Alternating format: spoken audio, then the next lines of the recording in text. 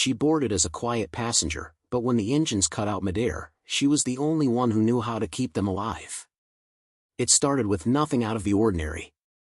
Flight 227 from Dallas to Colorado Springs had taken off right on time. The air was clear and the ride was smooth at first.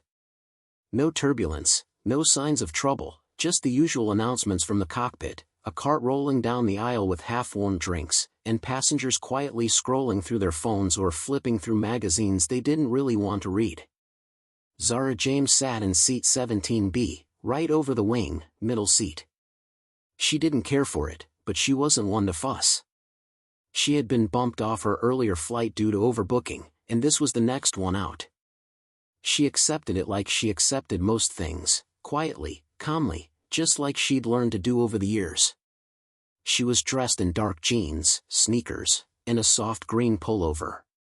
Her hair, pulled back into a neat bun, didn't attract attention. Nothing about her did.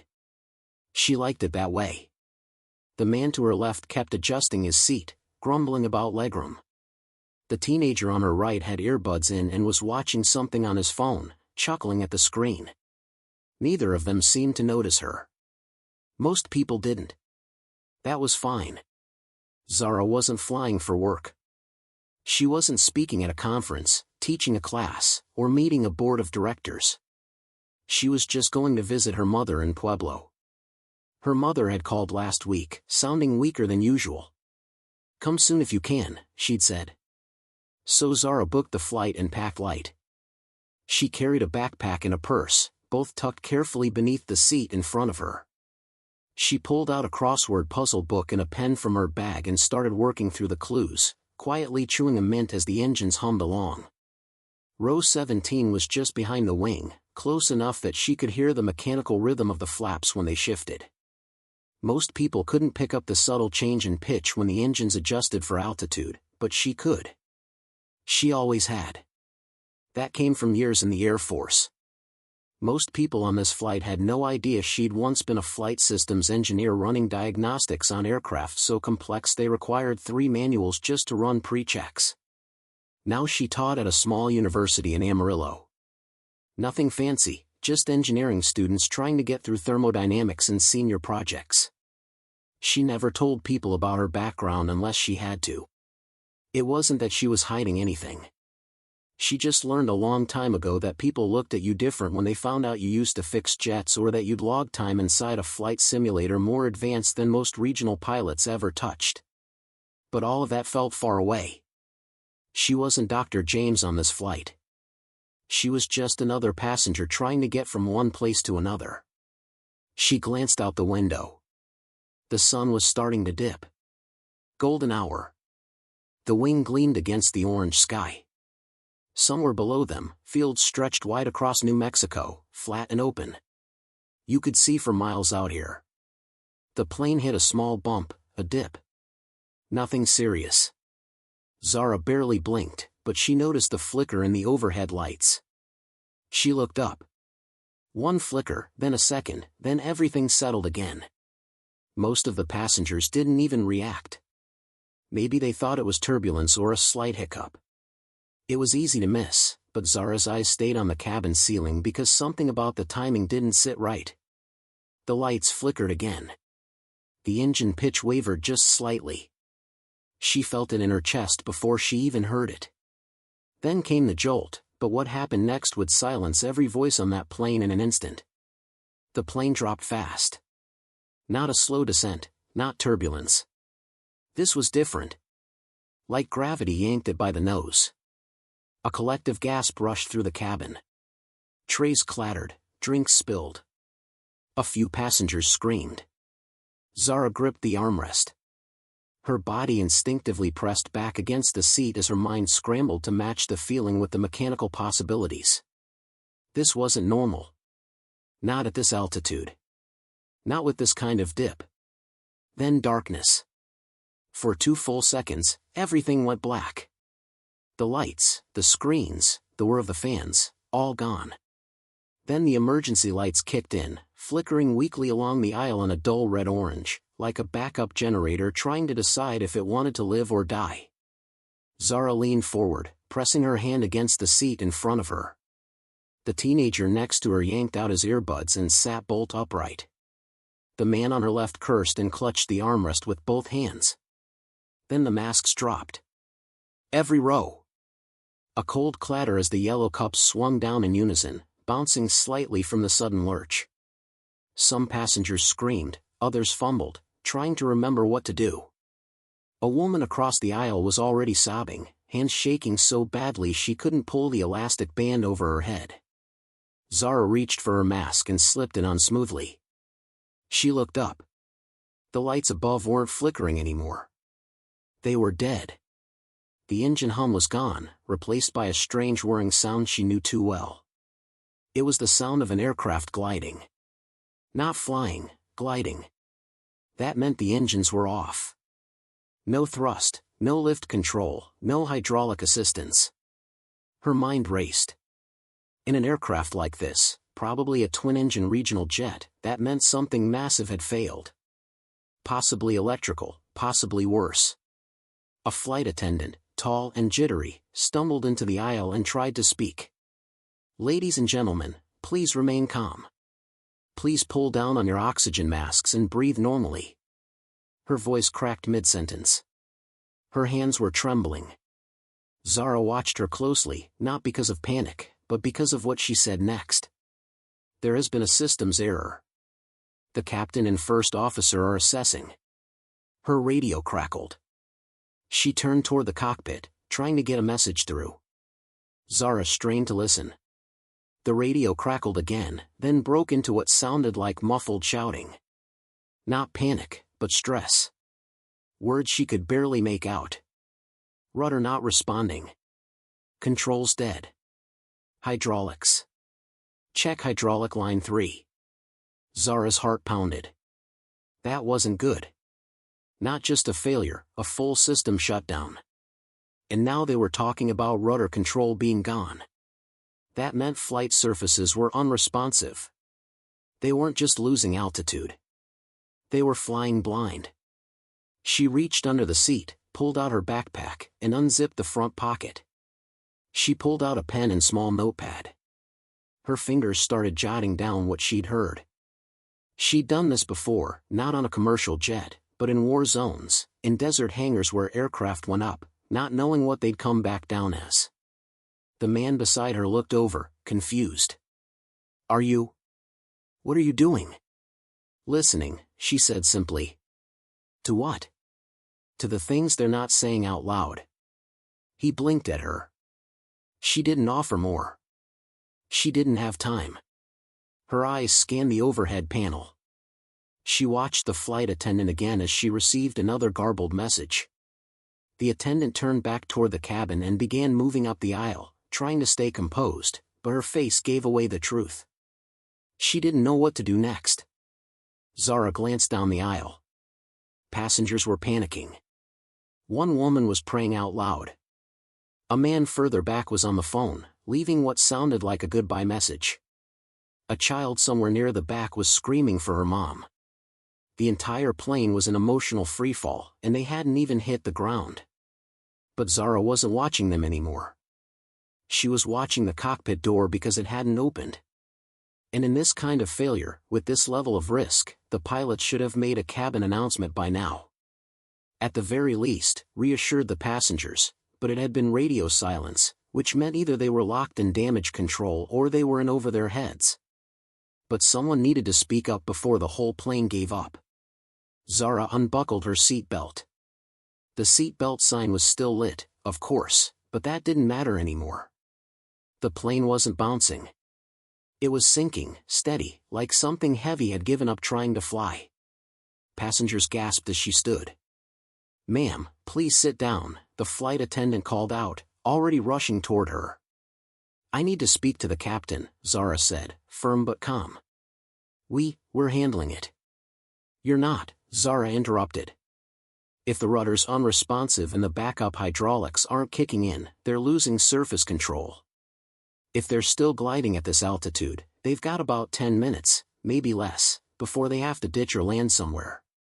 They won't have time to troubleshoot both." The attendant froze. Zara looked her in the eyes, not angry, not scared, just clear. I'm a former Air Force flight systems engineer. I used to teach emergency protocols for this exact type of multi-system failure. I know what's happening. I can help. The flight attendant stared for a moment, torn between protocol and the obvious. Then she nodded just once and turned toward the cockpit. The man in 17C leaned back, eyes wide. Wait, are you serious? Zara didn't answer him. Her eyes followed the attendant. The cockpit door cracked open after a tense 30 seconds. That was already too long. The attendant spoke to the captain, her voice low but fast. The door opened wider. The pilot stepped out halfway, eyes scanning the aisle like he wasn't even sure what he was looking for. Which one is she? The attendant pointed. Zara stepped forward. The pilot was younger than she expected, maybe late 30s, with tired eyes and sweat beading along his forehead. You said you worked flight systems. 15 years Air Force. I've written training protocols for cascade failures like this. He blinked. What are you doing in coach? Zara gave a tight smile. Just trying to get home. He looked back toward the cockpit, then stepped aside. Come in. Inside, it was worse than she expected. The co-pilot had his headset half off, fiddling with switches that clearly weren't responding. One of the screens had gone black entirely. Another was showing erratic data.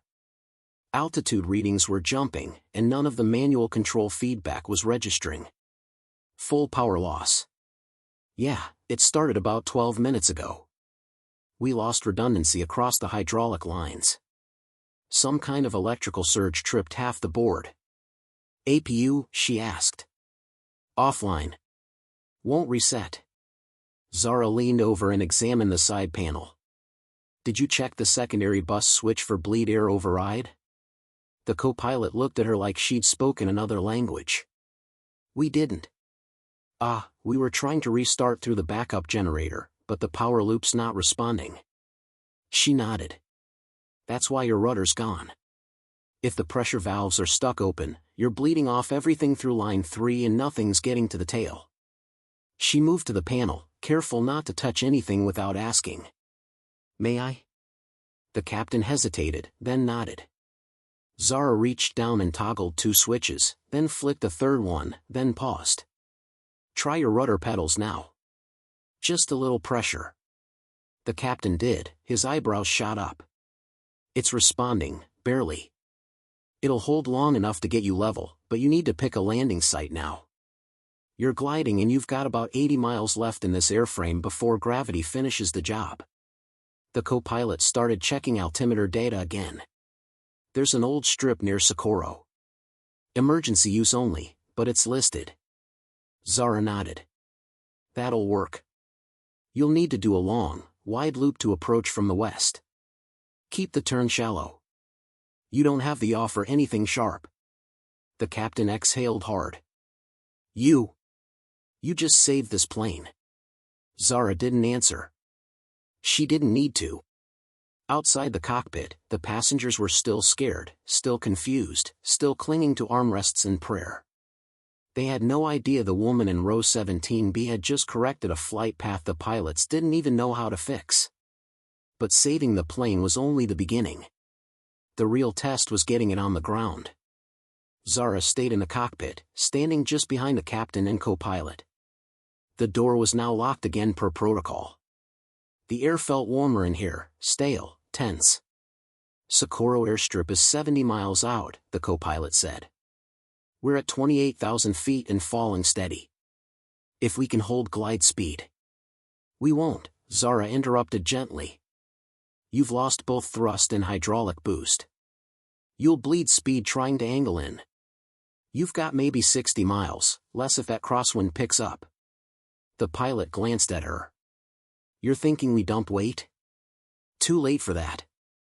You can't get the landing gear doors open manually without bleed pressure. And gravity drop might only unlock one side.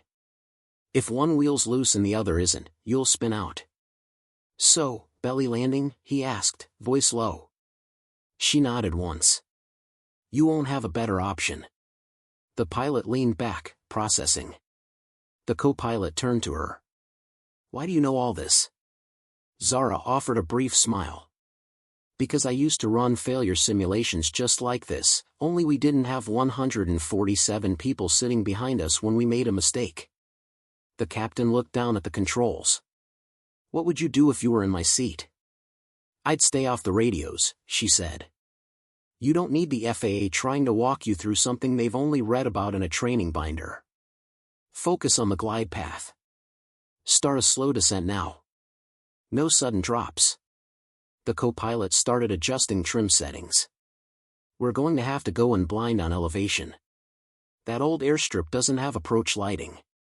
Zara grabbed the small flashlight from the side panel and aimed it at the printed terrain map. You've got hills on the west and a flat field just beyond the strip. Aim long. If you overshoot, you're still alive. The captain stared at the map. Then he turned toward the cockpit phone and lifted the receiver. This is the captain speaking. I need your attention. His voice cracked through the plane's PA system. Behind the door, they could hear murmuring and shuffling as passengers froze to listen. We've experienced a system-wide power failure. We are currently gliding toward a backup airstrip in New Mexico. The situation is under control. Please stay seated and keep your oxygen masks on. I need everyone to remain calm. We will get through this together.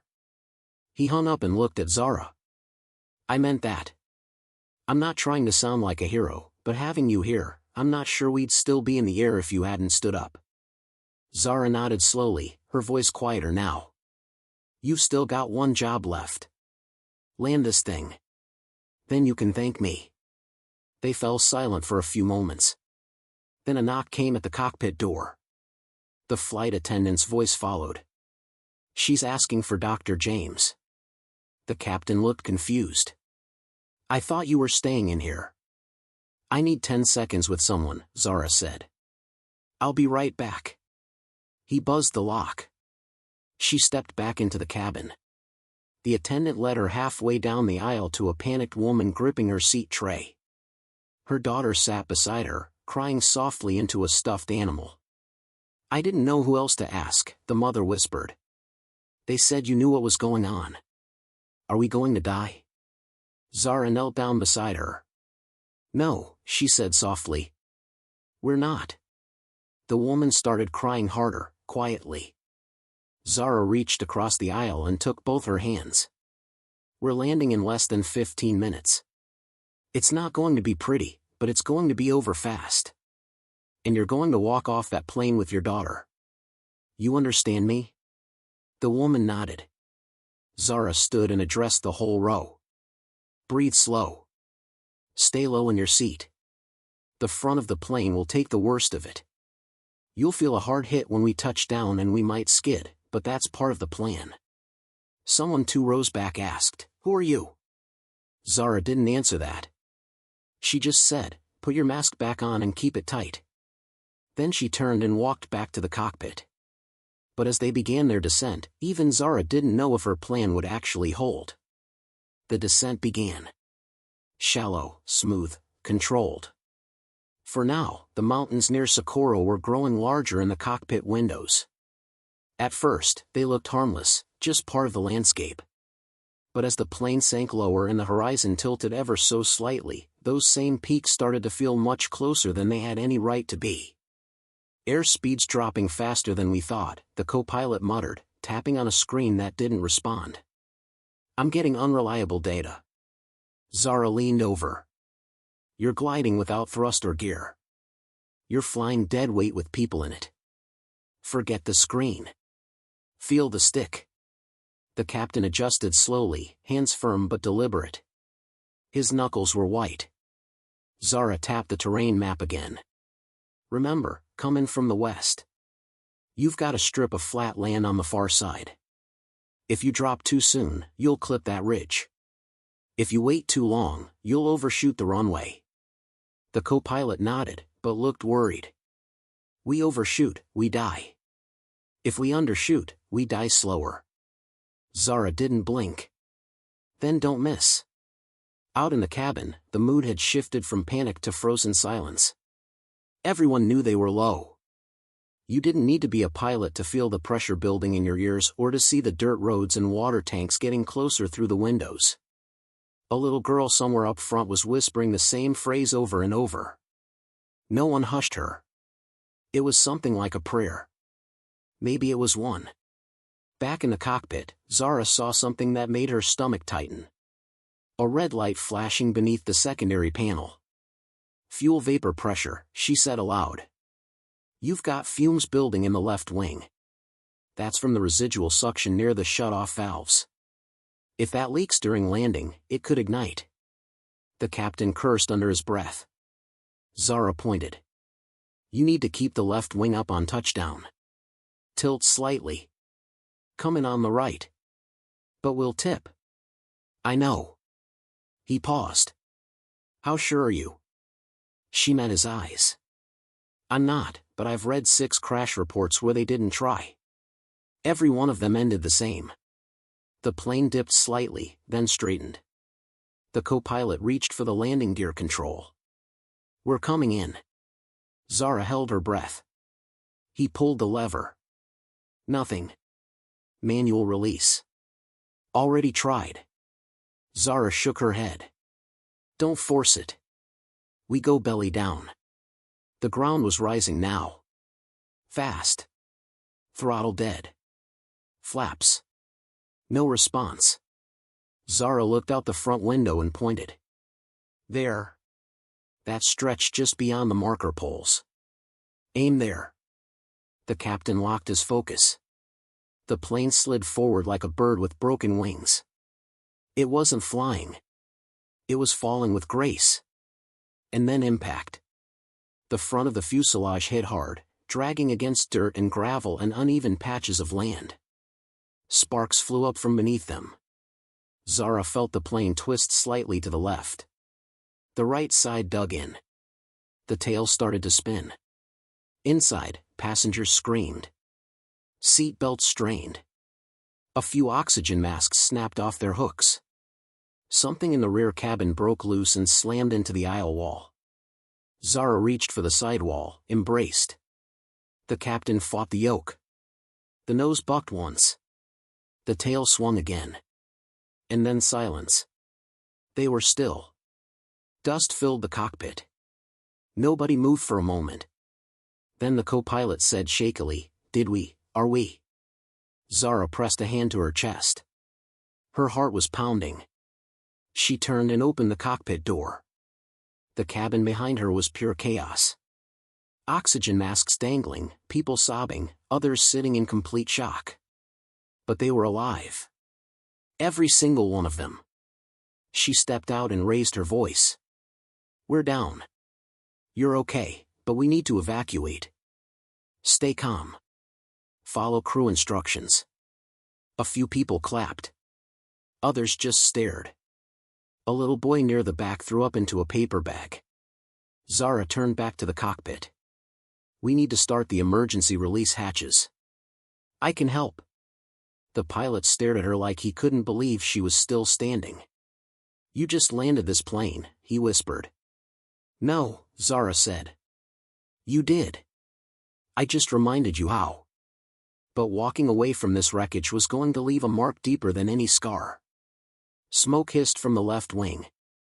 Zara was the first to step off the plane, guiding people out through the emergency hatch near the back, helping the elderly, cradling a crying child into her mother's arms. Her shoes crunched against rocks and dirt as the cabin slowly emptied behind her. The ground was rough, uneven, half covered in dry grass and sand. This was no airstrip. It was barely a landing zone, but it had been enough. Fire crews weren't there. There was no tower, just the echo of wind and the smell of overheated metal. Somewhere nearby, a siren wailed, maybe from a county fire unit that finally got pinged by the aircraft's emergency transponder. Zara took a few steps back, breathing hard. Her hands were shaking now, though they hadn't been before. Not in the cockpit. Not during the impact. Now they trembled. That's when the captain came out. His uniform shirt was stained with sweat. His left sleeve had torn near the elbow, but he looked straight at her. "You didn't just help us," he said. "You gave us a shot when we didn't know what to do." Zara didn't say anything. She didn't want applause. She didn't want a medal. She hadn't done this for praise. He stepped closer, lowering his voice. "If you hadn't stood up, if you'd stayed quiet, we'd be dead." She looked over at the passengers gathering in small clumps, hugging each other, sobbing into phones. One woman sat cross-legged in the dirt, holding her child like she was afraid to let go. "I wasn't supposed to be on this flight," Zara murmured.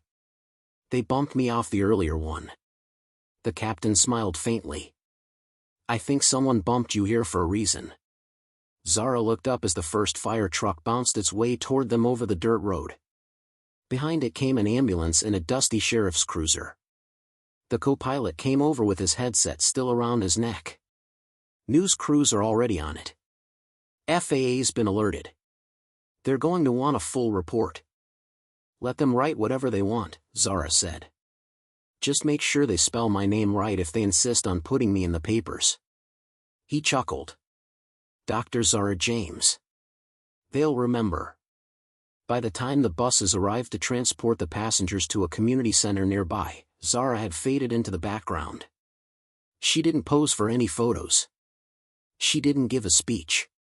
But as she climbed onto the bus, a woman grabbed her hand. It was the same mother from the cabin, the one who couldn't get her mask on. Her daughter clung to her leg. "I didn't know who you were," the woman whispered. "I didn't know you were the one saving us." Zara nodded slowly. "You didn't need to. You just needed to believe we'd land." The woman looked like she wanted to say more, but Zara gently squeezed her hand and kept walking. The bus was quiet as it pulled away. People were exhausted, numb. Some were whispering into phones. Others just stared out the window, watching the wreckage get smaller in the distance. Zara sat in the third row. She leaned her head against the glass and finally exhaled. 12 hours ago, she was just flying to see her mother. Now she was the reason 147 people were still breathing. The man who had been sitting beside her in 17C walked down the aisle and stopped at her row. "I owe you an apology," he said. "Back when you stood up. I thought you were crazy." She looked at him. "I don't blame you. I think I'm going to go back to school," he said suddenly. "Learn something real. I'm tired of sitting around pretending I know things when people like you actually do." She smiled gently. "Then it was worth it." The rest of the ride was silent. No one played music. No one laughed. But there was a strange peace in that silence. Like everyone had agreed that life just felt different now. And maybe they wouldn't forget this. Not tomorrow. Not ever.